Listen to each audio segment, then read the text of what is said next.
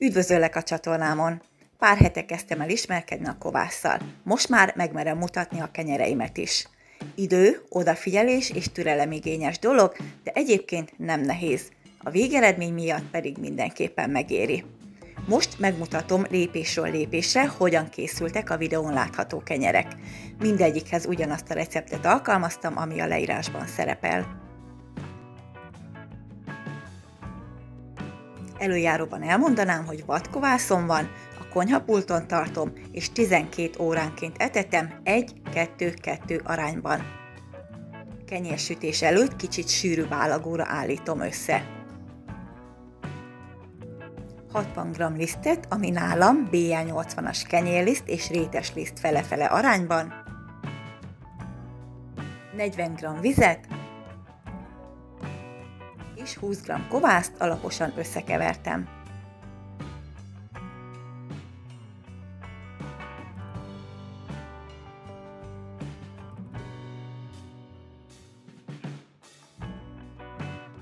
Utána meleg helyre tettem, és vártam pár órát, hogy a kovász a duplájára nőjön.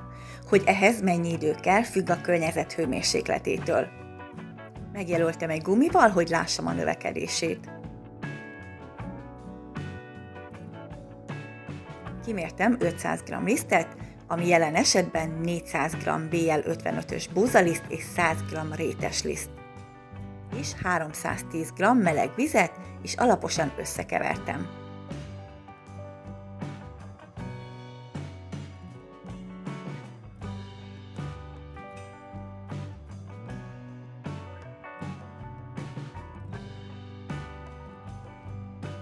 Amikor összeállt, hagytam pihenni 1 órát. Ennek a lényege, hogy a pihentetés alatt a liszt teljesen megszívja magát nedvességgel, a benne lévő glutén pedig magától átalakul. Így rugalmasabb és könnyebben kezelhető lesz a tészta. Ezt hívják autolízisnek. Utána hozzáadtam az időközben már aktiválódott kovászt, és ezt is beledagasztottam.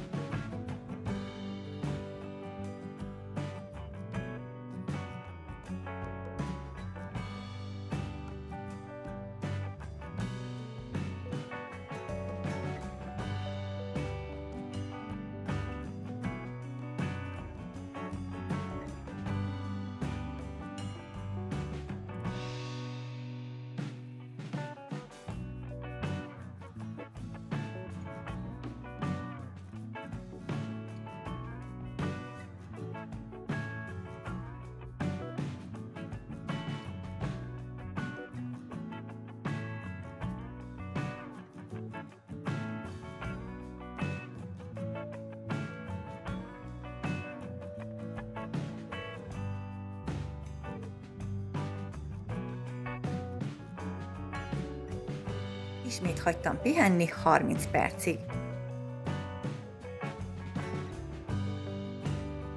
Utána belegyúrtam még 11 g sót és 15 g vizet. Én kézzel szoktam dagasztani, de természetesen géppel is végezhető. A víz mennyisége nagyban függ a felhasznált lisztek típusától és arányától.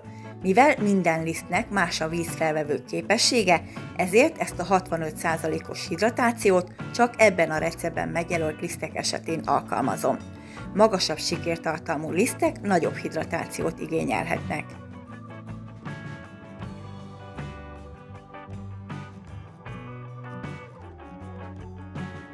Egy dobozt vékonyan kikentem olajjal, és belehelyeztem a tésztát. Rátettem a tetejét, és meleg helyen keresztettem addig, míg a tészta duplájára nem kelt. Az első 2-3 órában 3-4-szer hajtogattam a tésztát. A hajtogatások között 30-45 perc szüneteket hagytam, amiközben pihent a tészta. Általában sziromhajtást szoktam alkalmazni, azaz a tészta széleit felhúzom, majd áthajtom a vele szemben lévő oldalra. A tésztát mindig vízes kézzel mozgattam, így kevésbé ragad a kezünkhöz. A hajtogatás lényege, hogy egy stabil sikérhálót alakítsunk ki a tésztában. A többszöri réteges hajtogatás eredménye, hogy a kialakult hálók közé beszorulnak a buborékok. Minél több réteget viszünk bele hajtással, annál szebb és magasabb lesz a kenyér sütés közben. A másik az úgynevezett paplanhajtás, ezt is megmutatom.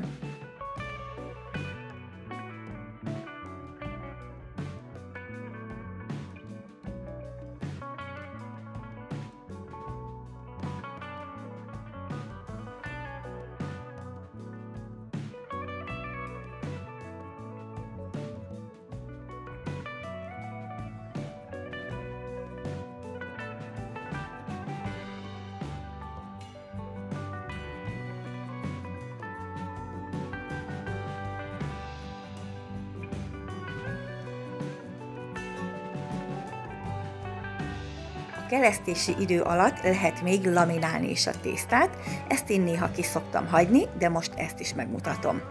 A laminálás célja, hogy levegő kerüljön a tésztába.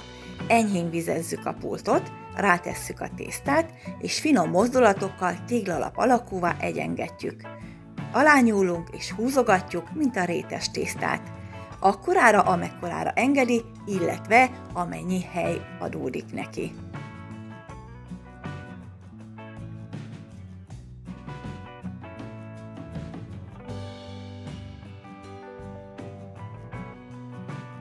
Utána összehajtogatjuk jobbról is, majd balról is behajtjuk, aztán fentről lefelé.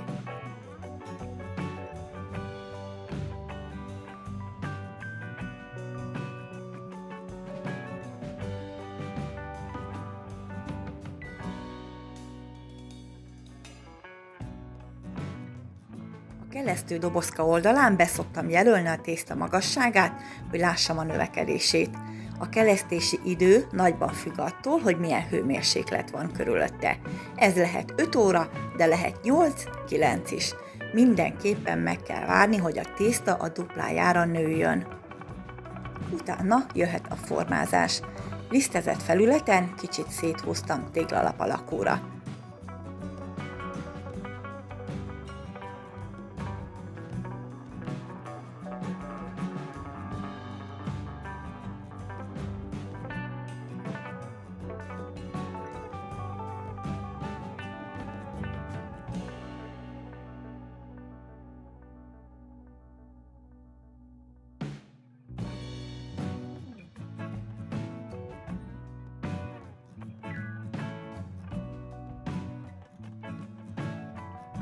Nézd, milyen szépen látszódnak benne a buborékok. Ezeket lehetőleg ne sértsük meg. De ha túl nagy buborék lenne benne, azt érdemes tűvel vagy fogpiszkálóval kiukasztani, hogy nagy légrések ne legyenek a kenyérben. A széleket behajtottam középre, és gombócot formáztam a tésztából.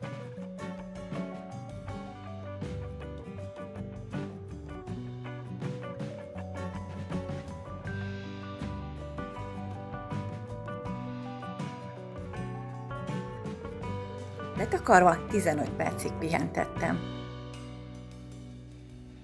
Majd megformáztam a végleges alakját. Ez lehet kerek cipó vagy hosszúkás forma is.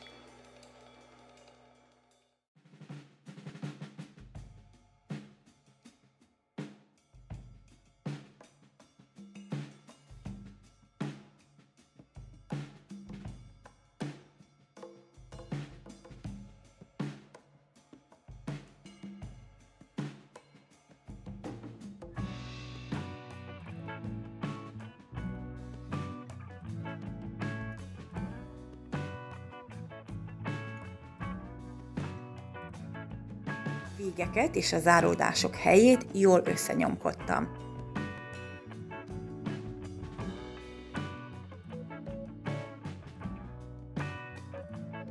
Utána áttettem egy konyharuhával bélelt és kukoricaliszttel megszórt formába. Ez lehet szakajtó, de bármilyen műanyag tálka is. Azért érdemesebb kukorica vagy rizsliszttel megszórni, mert ezekben nincs glutén, így nem tapad össze a kenyértésztával. Belehelyeztem a tésztát az összecsipkedett részével felfelé. Innentől két lehetőség van, vagy kint hagyjuk a pulton 2-3 órára, vagy betesszük a hűtőszekrénybe 14-16 órára. Mindkét esetben takarjuk le légmentesen, hogy ne száradjon ki a tészta. Akkor süthető a kenyér, hogyha az ujjaddal benyomod, aztán lassan visszarúgja magát pár másodpercen belül, illetve az összecsipkedett záródás, azaz a slusz szépen kisimul. Nálam most a hűtőben éjszakázott a tészta, reggel kivettem, és szobahőmérsékleten hagytam még 1-2 órát, hogy ne legyen olyan hideg, amikor beteszem a sütőbe. Lesöpöltem róla a kukoricalisztet, és ejtettem rajta pár bemetszést.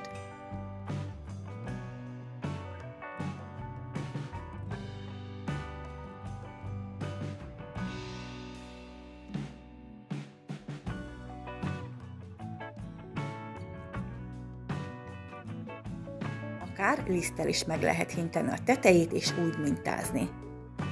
Miközben a sütőt bemelegítettem, az aljába tettem egy edénybe vizet, hogy gőzös teret biztosítson a kenyérnek, illetve a tepsit is felmelegítettem a sütővel együtt. Mintázás után a sütőpapírral együtt áthúztam a tésztát a tepsire, és ment be a 250 fokos sütőbe. A sütés 5.-6. percében kivettem, és a vágások mentén még egyszer végigvágtam, hogy legyen még helye tovább nőni. 250 fokon 25 percig sült a gőzös sütőtérben, majd kivettem alól a vizet, és visszavettem a hőfokot 200 fokra, és így sült még 20-25 percig.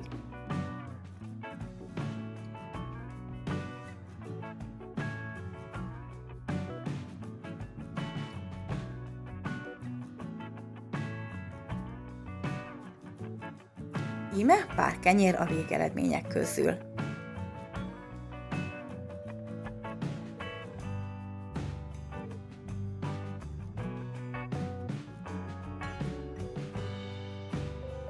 Remélem segítséget nyújtott ez a videó, és te is belemersz vágni a kovászolás rejtelmeibe. Hidd el, megéri!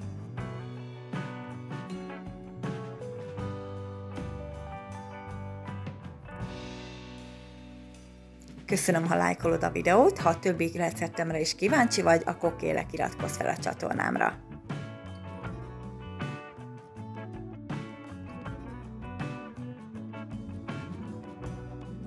Köszönöm, hogy megnézted a videót, legyen szép napod!